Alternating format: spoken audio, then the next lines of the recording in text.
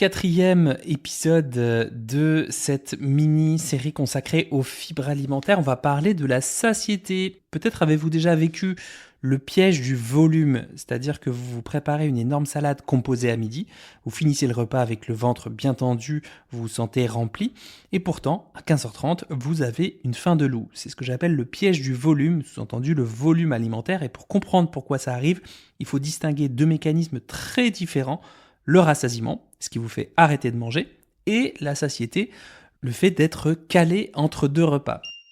Alors, le rassasiement. Le rassasiement, c'est un signal mécanique, mais pas que. On a un effet volume, c'est-à-dire que les fibres rentrent dans l'œsophage puis dans l'estomac. Elles vont gonfler dans votre estomac, surtout les fameuses fibres solubles qui forment un gel.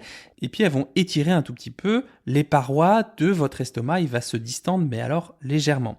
Ensuite, il y a le message qui est envoyé. Cet étirement va activer des capteurs de pression. Ce sont des capteurs de pression, de tension qui sont situés dans les couches musculaires de la paroi stomacale. Stomacale, c'est un mot compliqué pour dire estomac, en gros. On pourrait presque les appeler les barorécepteurs digestifs parce que leur rôle, c'est précisément de mesurer la pression exercée par le contenu du repas sur les parois. Et ces signaux, ils vont remonter instantanément par le nerf vague jusqu'à votre cerveau dans une zone appelée l'hypothalamus. C'est là que le cerveau interprète cette tension physique comme un message: c'est bon, on est plein, tu peux arrêter de manger. Et donc quand je vous dis de bien mâcher, bien mastiquer, c'est là que ça prend tout son sens, puisque si vous engloutissez vos fibres sans les broyer, le signal n'a pas le temps d'arriver au cerveau avant que vous n'ayez trop mangé. Et ça, c'est aussi vrai pour les autres aliments plus riches en protéines, lipides, glucides. Je précise que le rassasiement, c'est une mécanique subtile. Elle dépend aussi de votre état de stress, mais aussi du fait que le repas soit agréable pour vos sens. C'est pas qu'une histoire de texture, loin de là. Deuxième mécanisme, la satiété. Pourquoi est-ce qu'on a faim 2 heures après si l'estomac était plein? Je comprends pas. La satiété, elle est chimique et hormonale. Pour que votre cerveau reste tranquille pendant, et votre corps aussi, j'ai envie de vous dire, pendant 3h30, 4 heures, 5 heures, il a besoin que votre intestin sécrète un cocktail de tranquillité, entre guillemets. En ralentissant la digestion, les fibres permettent à votre intestin de libérer progressivement des hormones comme le GLP-1 et le peptide YY. GLP-1, peut-être que ça vous dit quelque chose, puisque depuis un an et demi, on en entend beaucoup parler, puisque les médicaments type Ozempic et autres sont des analogues du GLP-1 justement. Je referme la parenthèse. Ces hormones-là, elles agissent comme un coupe-faim, et votre cerveau, plus précisément la zone de l'hypothalamus, c'est comme une sorte de comptable. Il reçoit 2 informations. L'information mécanique, est-ce que l'estomac est tendu ou pas? Et ça, on a vu le rôle des fibres avec les récepteurs, les mécanorécepteurs de l'estomac. Et l'information métabolique, est-ce qu'il y a assez de nutriments qui arrivent dans le sang?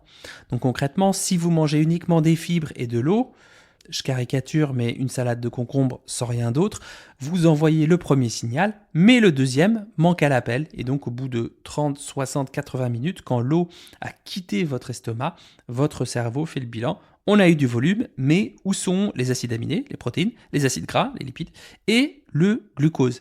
S'il n'y a rien, il peut paniquer, déclencher une faim de compensation qui peut vous pousser vers des aliments plus denses énergétiquement.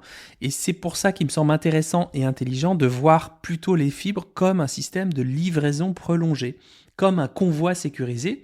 Si le camion, on va dire que c'est les fibres, il est vide, il traverse votre système et puis basta, passe à autre chose. Mais si le camion est rempli de nutriments, avec des protéines, du gras, des glucides complexes, les fibres vont enjoindre ces nutriments à être libérés plus lentement tout au long de votre tube digestif. Et c'est cette diffusion lente qui va maintenir votre glycémie stable et vos hormones de satiété. Donc à retenir, les fibres toutes seules sont utiles pour le rassasiement. Les fibres au sein d'un repas complet et consistant favorisent la satiété, la durée pendant laquelle vous allez être désintéressé de la nourriture pendant X heures. Donc encore une fois, c'est pas uniquement un balai intestinal, les fibres sont aussi les gardiennes de votre tranquillité mentale pendant plusieurs heures. Mais reste une autre question, si les fibres aident à réguler l'appétit, quel est leur impact sur la régulation du poids? Et c'est ce qu'on va voir dans l'épisode de demain. En attendant, je vous souhaite un bel appétit de vivre.